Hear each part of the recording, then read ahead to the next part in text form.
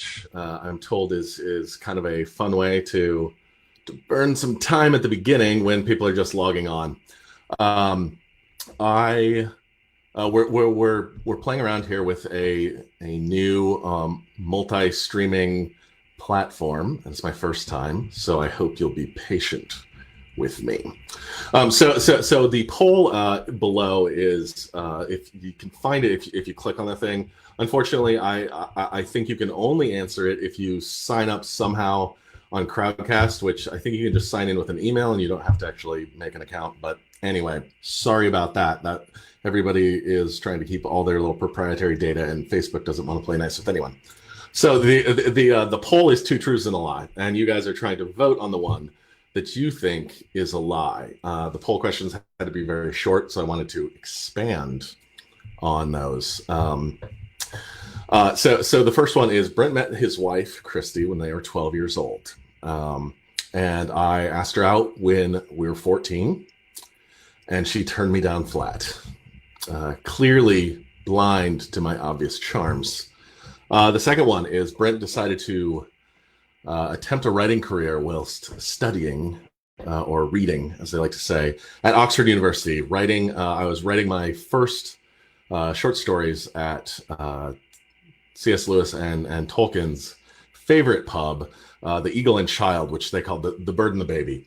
And I would sit in the back, and I took my first creative writing class there. And so I'd sit with a freshly poured Guinness and milk that for 2-3 hours as I wrote stories. And that's where I decided, you know what, I kind of like this writing thing. I don't think I'm very good at it, but the other people in the class think I am. And so that's where I decided, you know what, I'm going to try and make a go of this thing. I was 19 years old.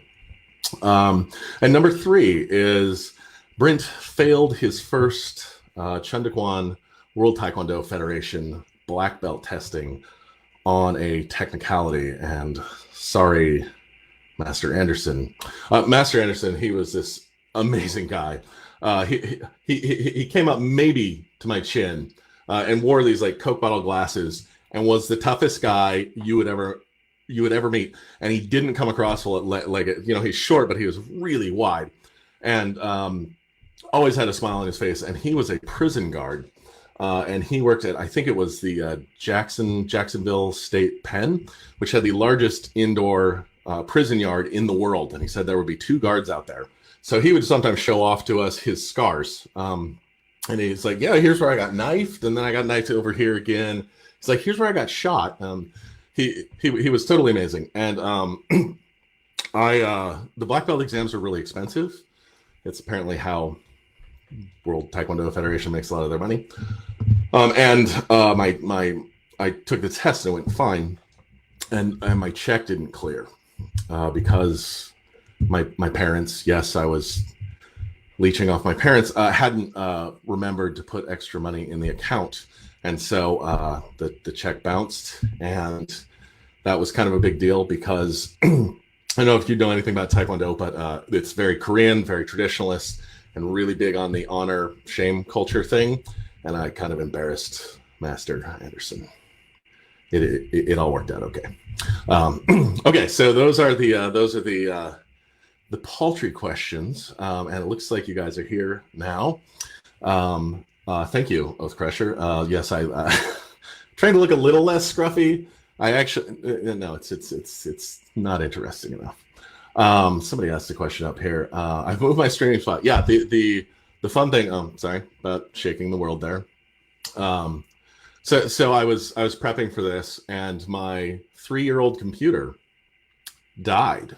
So that was lovely. So I'm doing this on a 7-year-old computer. So we'll see how we do it here today. We're just crossing our fingers and hoping things go all right. I also would like to know, this is a really horrible time to try to get a webcam.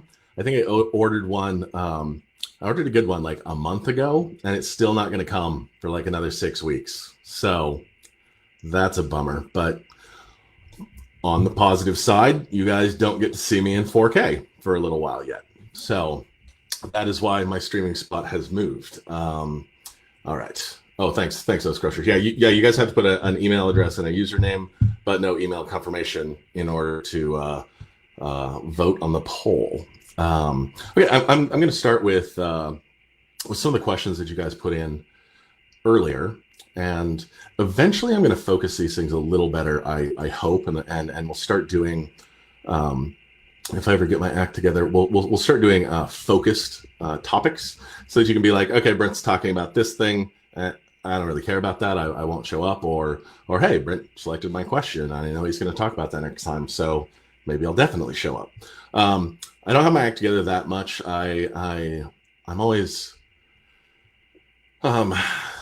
scrambling to do the. I always put the creative side first, so I'm always working every day on writing the next book, and then usually I try to work on the business side of stuff, which kind of includes this sort of thing, or at least preparing for this sort of thing in the afternoons. And often by the time I get there, I am just wiped. So my brain is not capable of making decisions. So sometimes I don't get things done that I really wish I would have. So with no more ado, I will wait. I'll check a couple of your questions. The newer questions that you can vote on. So you can actually upvote those questions, which I think is kind of a cool thing. And I can see what you're actually interested in the little bottom panel there that says ask a question. If you think that some of those questions are great, you can just click upvote, and I will definitely not feel chained to answer the highest upvoted questions. This one was from Sammy Glover. Sammy asked last time, what do you do to help keep your commitment to write on a regular basis, especially if you're stressed? I'm never stressed. That is a bonus lie for the poll today. There's to be serious. There's a secret to happiness that I heard just restated this week that says you feel happy not when you attain goals, but when you're making progress toward them. And actually, when you attain a goal, like say graduating from college, or finishing a series that's taking you 12 years, you have a huge problem, because one day you're triumphant. You graduated from college. You're really excited, and the next day you're unemployed, or if you've been struggling with a long series, it's like, yes, I got it done. It's finally done. What now?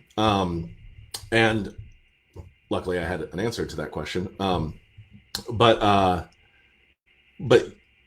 you feel happiness as you make progress toward your goals, and the higher your goals are, the more ambitious your goals are, the greater the happiness you feel. So I've noticed that when I'm not writing, I tend to get depressed. So because I'm not making progress toward a goal, unless I'm not writing for a good reason. Like, okay, I am going to, and I've been being much healthier about this in the last couple of years. I'm going to go on this vacation, and I'm not bringing work, because during this time I am going to be fully focused on my family, and we're not going to be focused on Brent's writing time. And so then that feels meaningful, and that feels like time that I'm deliberately investing in my family. So what makes me have the discipline to write every day? And for many years it was 6 days a week. I'm trying to just do 5 days a week now. It's kind of it's partly discipline, and I'm not exactly sure how big of a part that plays. But it's also avoidance of pain. So it's more painful to not write consistently than it is to write consistently. So which is also painful. But it's sort of a matter of picking your pain. And since you're asking the question, Sammy, I think you're probably one of the people who's like, I feel bad when I don't write. And normal people don't feel that way. If you feel bad when you don't write, it's because you're a writer. You might not be published, nobody else might know it, but it's because there's some part of you that is a creator. And so you got to get to the point where you decide, you know what, I can just dink around and look at Twitter for hours, or I can struggle with this thing that's really painful and hard, and pulls forth all my insecurities, and I'm going to do it anyway, because at the end of the day, I feel like, you know what? I did something good today. It wasn't perfect, but I did something that's in line with my goals and in line with my dreams. So pick your pain. All right. Kayla asked a wonderful question that I'm going to avoid this time. It's super long. My answer was super long. I worked on it. I really thought about it for a couple of hours this morning, and wasn't quite sure I could do it justice yet. Sensitive topic, so I'll come back to that maybe next time. Sophia Dana Eccleston says, "What is the most challenging thing for you as a writer?" I think it's there are a lot of challenging things as a writer. I think the fact that I can't be equally good at all the things that I could get good at if I did enough practice, and I'm keenly aware of how good I am not at some of those things. Writing as a career is partly really wonderful because it is so multifaceted. And there are parts of the job that are totally and utterly contradictory with each other. There is the part of the job where you have to be able to work in isolation. And that is something most people can't do, just period. Most people don't like to be alone for very long. And writing is a solitary activity in the main. Now, some people are part of writing groups, etc., and that helps that for them. But writing is it's you and the blank page, over and over, and then on the at a different part of the cycle, it'll be like, okay, you're able to do the total hermit thing. And you're able to hide out and work and just, dig in your little word mine day after day after day. And now go talk to people and go sell this, be a salesman, right? And it's like, oh, what people? I'm afraid of people. I haven't spent time with people. Who are these? What do they want from me? And so there are some there's some real tensions there. There's some fun things about that because you get to do something different every day. There are as long as the book is fascinating, you can have the book be full of whatever you're fascinated with along the way, and I love that. But I'm one person, and some of the choices I make constrain other choices that I could make. I remember going to a book signing with where Pat Rothfuss was signing locally here at Powell's, and I remember he told this joke and I sort of guessed the punchline of the joke, and he waited on it, and I was like, this is too long, and then he delivered it, and he got uproarious laughter, like people loved it. And if I delivered that same joke, I would have rushed the punchline. I would have given it too soon because I just would have guessed wrong about when people were ready to be hit with that. And that's because Pat has he's practiced a lot, and he's really, really good at that. He's really great with the crowd. And that's something that he has spent time developing, and he's traveled and he's worked at that and he's gotten better. And I haven't. So when I go in front of a crowd, I am aware that, I can do this. This is the thing I'm not bad at, and I have some natural giftings that I could burnish, and I don't do this all the time, and so I'm not as good as I could be. And I will watch people, and it takes a while to even notice what people do really well. Like you, I remember watching this video, YouTube or something, and it was Milton Friedman, economist who's been dead for, I don't know, a decade or something now. And regardless of what you think of his policies, this is not about that. Like, somebody asked him a question, and you'll frequently get, especially on smart topics, you'll get people who ask you a question that's like a minute and a half long, and it's like, oh, it's a 3-part question. You're like, oh my gosh. And what Milton Friedman was able to do was, like, he answers the first part of the question. It takes like 5-6 minutes for him to answer the question. And then he comes back to the second part of the question, and he remembers it, and he answers that. And then he comes back to the third part of the question, another 3 minutes later. And I'm just like, how does he even remember? Like usually I would be sitting there being like, okay, I got one part of that question. this is what I'm going to say, rather than, actually sitting there and processing it and thinking it through. So that's amazing, and that comes from practice too, and it comes from years and years of practice, and some people, like professors, get really, really good at that because they practice all the time, and also because they're smarter than I am. So that goes without saying. So for me, there's this constant matter, and it comes into the writing of books too, of finding the point of good enough. If I were an immortal, like certain characters, I could certainly spend years, just years of traveling and soaking up different cultures and different ways of looking at things. And I could spend years learning to become a great public speaker. I'd spend probably miserable years trying to do stand-up comedy. I'm sure I'd be very bad at it, but I would learn. I would learn a ton, and given unlimited time, I would love to do that. I don't have unlimited time, and so even with the writing of books, you'll sit there and you'll be like, okay, finish the first draft. I tend to spend almost as much time on the next drafts as I do on the original draft, and then I'll be like, there's so much more I could still do, and you'll notice as you do consecutive drafts that things are getting better, but they're getting better at a reduced rate, right? Like you have diminishing returns. It's like, okay, I can spend 6 more months on this book, and it'll get 10% better, maybe worth it. 6 more months, 5% better. 6 more months, 2% better. And there comes a point where you have to realize, I could spend more time on this book, and I could definitely make it better. And that will be one less book that I get to write in my entire life. And like, I have other things I want to talk about. I have other things I want to explore. I have other things I want to say, and I have other problems I want to put people in the middle of, so that you and I can kind of battle through those. So there comes a point where you have to let something go as you note that it's imperfect, and yet you're gonna let it go. So that's hard for me. It's hard for me to feel like I'm not giving my best at every single thing, and there always feels like there's something better I could do. But realizing this is still worth people's time. This is still worth people's attention, even if it's not as good as I could do it. So that's the hardest thing for me. Let's see.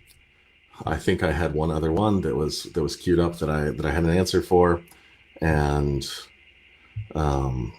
maybe that's it. All right. Let's see. Now we are truly live, and I'm gonna look at your questions to me. Oathcrusher, when you decided to re-enter the world of Night Angels, what kinds of elements do you want to focus on? Planning on addressing any of the old mysteries? You are trying to get fresh things out of me, fresh leaks. There's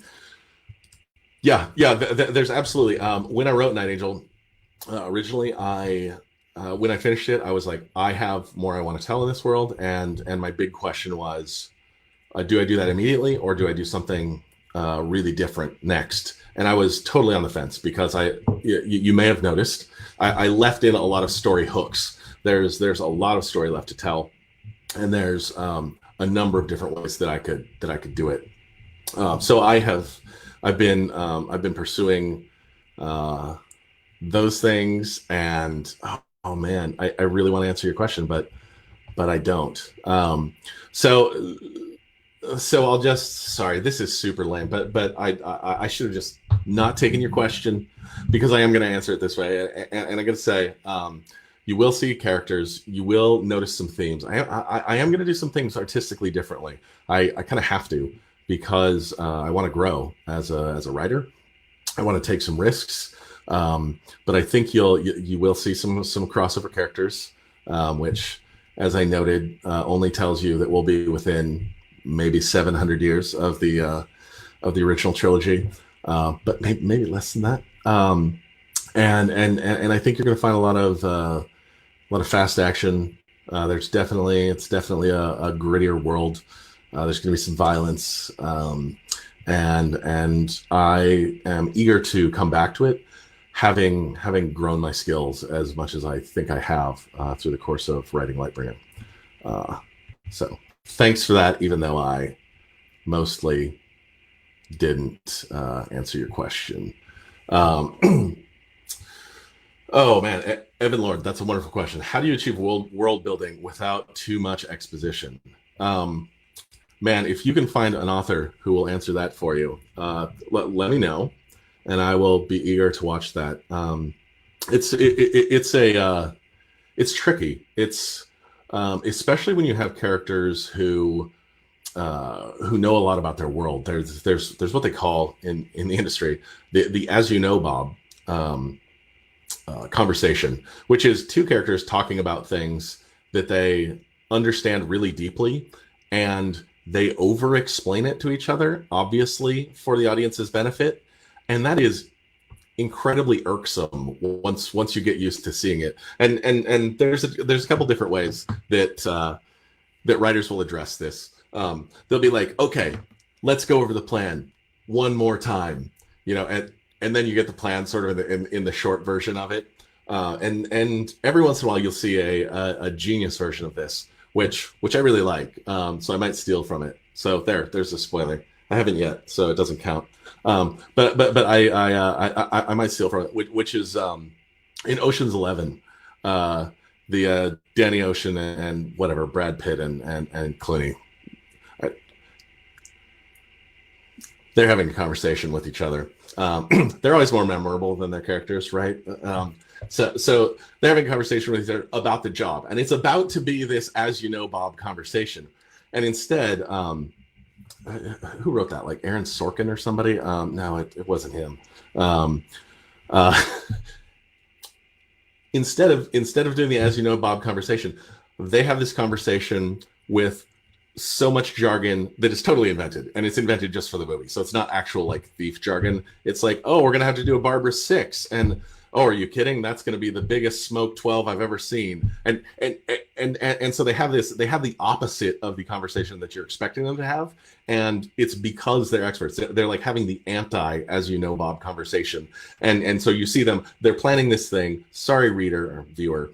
You don't get to know what they're planning, but they know what they're planning, and you see them planning, and you realize, okay, these guys are really good at this, and oh, this job sounds like it's going to be really hard, and we're not going to get to see the inner workings of the plan until the writers and directors are ready to let us see that. So that's kind of a brilliant way to do it. But so often you will see people be like, oh man, I have this really complicated thing. I have to explain it to the reader, and both of these characters know all about this, and they would not talk about it this way. I mean, if you ever heard two guys who are in the military talk to each other, and it's so full of acronyms you can't even follow it, and it's or two engineers. I mean, two experts in any field. It's really, really challenging. So part of fantasy is especially secondary world fantasy is all about hiding exposition.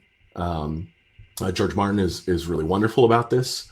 He's very, very good. I actually took out a pen, and I was studying this of how he did this, I don't know, 10, 12 years ago. And it's like he brings in the world building at the point where it causes fresh conflict.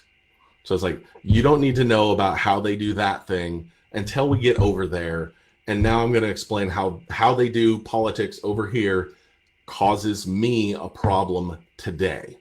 And when you bring in exposition like that, then it's interesting, because then it's not just like, oh, hey, look at this amazing world that I built for you guys. It's like, here's a problem we have. Here's a problem the characters have to wrestle with today. And so if as a writer you can make those problems immediate, that's great. If you've done a lot of world building, you can seed in either, maybe even in the second draft, you know that in chapter 30 they're going to have this political situation that they've got to deal with. Well, maybe you note that this place has regional satraps instead of some other kind of governor. In chapter 3, just a passing reference. Then when readers come to it, they hit it and it makes sense to them. And you can certainly do that several books out if you think of it. or if you're lazier, you can just put lots and lots of hooks for for future conflict into seed those into your early drafts, and then pick up the ones that are most interesting to you later in later books. All right, let's see. I'm going on to the next question. So far, I have answered your questions. Well, one for two isn't too bad, and I'm probably out of time. Okay, wait. Oh, here's 7 votes on this one. At what stage in the writing process for Lightbringer did your taglines come together? Every light casts a shadow. Oh man, this thing just auto advanced. Every shadow hides a secret. Every secret holds a truth. Every truth bears legend. Every legend shines light. This is beautiful. This is beautiful. This is one of my most fun things. Because I think it was a UK editor who came up with the first 3, and in the UK for some reason they didn't get the memo right away that it wasn't just going to be 3 books. So she had 3 lovely little things that were just going to wrap around and were going to work really brilliantly. And then I sprung on them. This is going to be 4 books, and well, actually 5. And so then they had to scramble. And the reason I think it's beautiful is because it wasn't my problem. I didn't come up with the taglines. That's marketing. Fantastic. So that was really fun for me that I created a problem that somebody else had to deal with. I also feel similarly. When I put in puns and I think about the translators, or other kinds of fun little wordplay, or things that have dual meanings, or it makes more sense if you think about a secondary or a tertiary meaning for a word. And I think of translators trying to deal with that, and I go, man, that is going to be really hard for them. And then I smile and I move on. Because I'm just not willing to skip all of those things, which give us all so much delight, right? All right, yeah, good to see you, Scott. Okay, do you guys have any? Let's see if I can find one last second question, because I've gone long, surprisingly enough, which does not probably surprise any of you, given the length of my books. Okay, I'm making sure that these are still being tabulated by total number. Mary says, how's your editing process changed from Way of Shadows to Burning White? Any tricks to share? Man, when dealing with multi-point of view novels, I used to work with literal 3x5 cards. I'd lay out the scenes. I'd write the little what happens in this scene on the cards, which characters are kind of in the scene, and then I would look at the flow of the novel. And one of the big things is like looking at pacing of the novel, because certain scenes might be faster than others, certain scenes might be a little exposition heavy, or certain scenes are just all dialogue.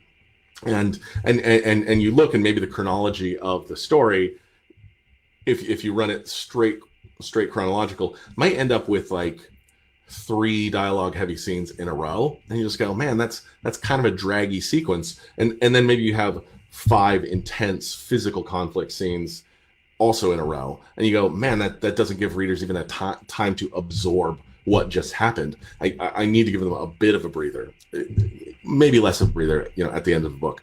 So I used to do that in Microsoft Word, and it was such a pain, because I'd be constantly cutting and pasting scenes here and there and trying to scroll down, wondering, wait, did I ever paste that there?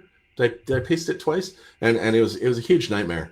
And I did it for 5 books, so it works. I mean, it's slower, but working with Scrivener, which is a writing program just for writers, designed by writers for writers, and it's been out for, I don't know, 15 years now or something. So it's really gotten to be a very potent tool. That has really helped. The first X number of drafts of editing, like once you just submit the novel, you still have to use Word. Just everybody uses Word, and Scrivener doesn't have a couple of the track changes and the track comments tools that it would need to totally let me kick Word to the curb. But for your early drafts, for keeping everything you need, Scrivener has been a really powerful tool for me. These days I also have I have beta readers, which I did not have for a long time. Beta readers can, if you find people who are good, which is its own art, they can really find things that you miss, or you'll get somebody who will react strongly to something, and you're like, I had no idea that would really push buttons. Okay, let me think about that, and then maybe you decide to leave it. You're okay with that, or maybe you decide, you know what, that elicits a strong reaction from somebody, and it's not something I was looking for, and it isn't the point. Maybe I'll change it. So having people read it beforehand, even a small group of people that you trust, is really wonderful. So that's in the main how my editing process has changed. It's always a work in progress. Like every novel that I write is hard in its own way. And in every novel, I'm trying different things. I'm trying different workflows. I'm seeing what works for me, what fits this writing instrument, and that's not necessarily what helps other people. So in this book that I'm writing now, I brought my agent in much earlier into the planning process than I ever have before. I'm trying some different things, and I wanted his advice early, and he was more than willing to give that to me. And where before I've been more like, I got to protect it until I figure some things out.